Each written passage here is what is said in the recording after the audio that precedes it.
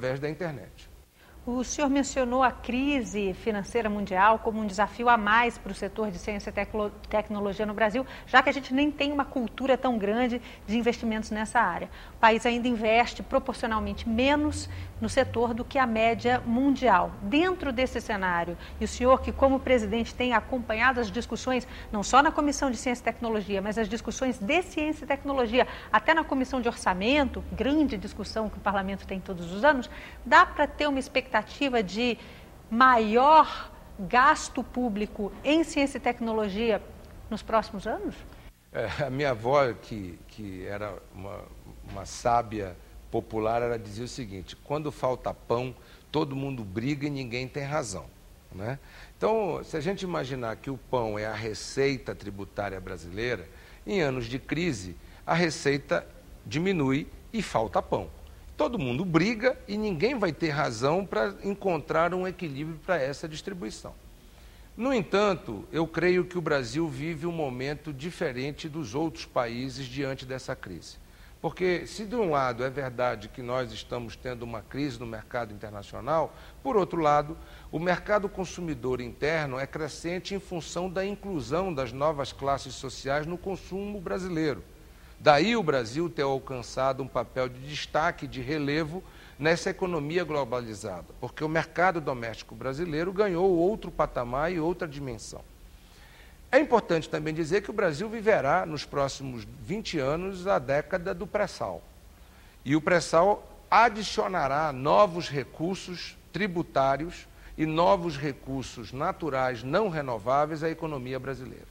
É importante dizer que sem ciência e tecnologia, este pré-sal pode não representar isto.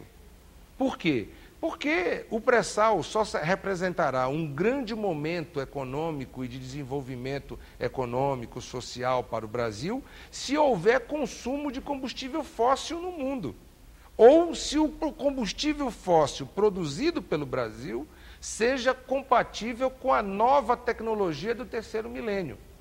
Eu vou dar um exemplo para você e para os telespectadores. O Amazonas tem uma refinaria que data lá da década de 50. Nós produzimos petróleo, porque o Amazonas tem petróleo.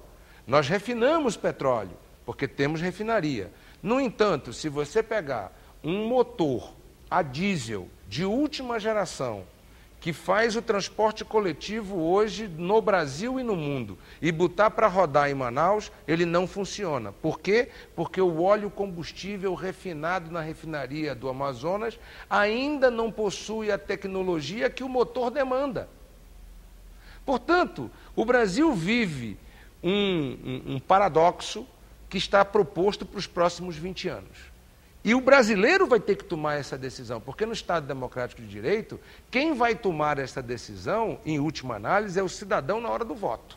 O senhor acha que já há expectativa demais sobre esse recurso que deve vir do pré-sal? Eu acho que ele está superdimensionado, a meu juízo. Até porque a transformação desse recurso do pré-sal em realidade está a desafiar, inclusive, a tecnologia de exploração em escala econômica. Nós estamos falando, em alguns pontos, de extrair petróleo a mais de 6.000 metros de profundidade. Portanto, nós não estamos falando de a gente ir ali na esquina buscar um balde de gasolina. Nós estamos falando de tirar petróleo a mais de 6.000 metros de profundidade, né? O que é efetivamente um desafio muito grande e que não será muito fácil. Agora, mesmo extraindo, e a Petrobras e os centros tecnológicos hoje brasileiros estão aptos ao desenvolvimento dessa tecnologia, nós precisamos produzir um combustível que seja apto com meio de propulsão, não de 2012 ou de 2015, o meio de propulsão de 2020, de 2025, de 2030.